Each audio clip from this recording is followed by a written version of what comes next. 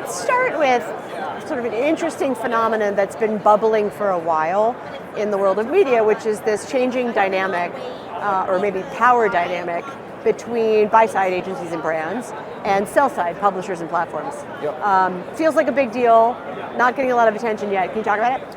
Yeah, absolutely. So it's something we've been noticing for a while now, which is, as the programmatic and digital ads ecosystem really came together, it was built on third-party data, right? Which meant people could get access to data, it was coming from all different sites, and so a lot of that power accrued to the demand side, right? The agencies and the marketers decided what data they were using to go target audiences and ended up controlling a lot of the power dynamics there.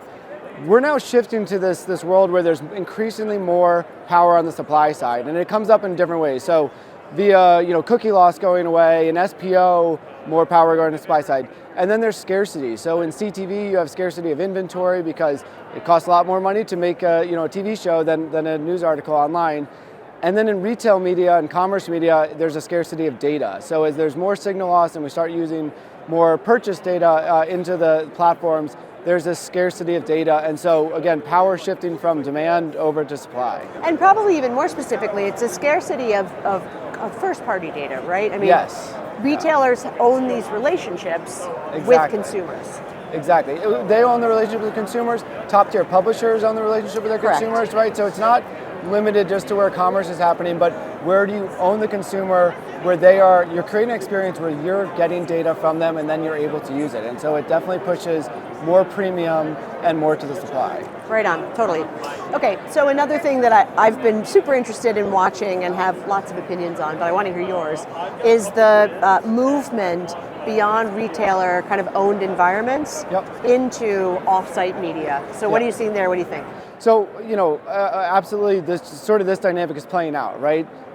There's very valuable data. You can use it to monetize on your own site, and you can use it to monetize off-site, right? And that is really creating audiences and being able to find people, both, direct first-party deterministic, as well as, potentially probabilistic and expanding that. And so that's really the drive. Is not, it's a sales cycle and a data shift off-site. I think what's kind of fascinating here is people really lump them together, right? Like, oh, it's in store and then you move off site and you have to do one and then the other. And I actually don't see that happening. It's really about the type of data and the type of things you have. So on-site is very much about intent signals, monetizing how people use your site. So if people come and search, you can monetize that. You don't need to know who they are because you can monetize the search intent. On the other side, you can have no on-site really, and have a huge data off-site driven platform. So Walgreens is a great example of that. People don't really go to Walgreens to buy goods or search for stuff, but 100 million people go into Walgreens and buy goods and use their loyalty card. And so they have a ton of data to then use and buy media, essentially becoming, on the buy side sales agency in that regard, but with unique data. And so they're both big opportunities. Sometimes they come together, sometimes they're completely separate. Yeah, it's a fair point. I mean, a .com is not necessarily a hub for every retailer. It could be that the store is a major hub. Exactly. Right? And it depends on the retailer.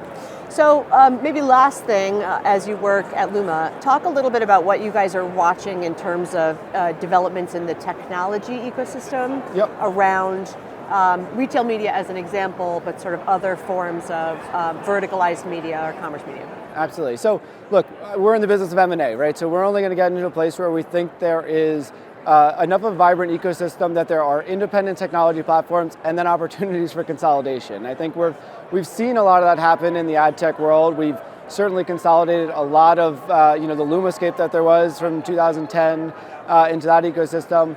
That is now, you always find new channels, and this is a huge developing ecosystem that has, all these different dynamics with data, new inventory, and really just different workflow that's going to change. And sort of in that shifting, world order of demand and supply around data, this ecosystem, commerce media, is playing a huge role there. And so we see a massive ecosystem of technology platforms coming to hit different parts, and therefore, lots of opportunities for M&A. But very fragmented right now, yes? Very fragmented right now, or very, channeled, right? There's people focused on influencer, or affiliate, or retail media, or, general programmatic. They're not all talking, but increasingly parts of those are getting more overlap, and that's where you'll see, consolidation happening.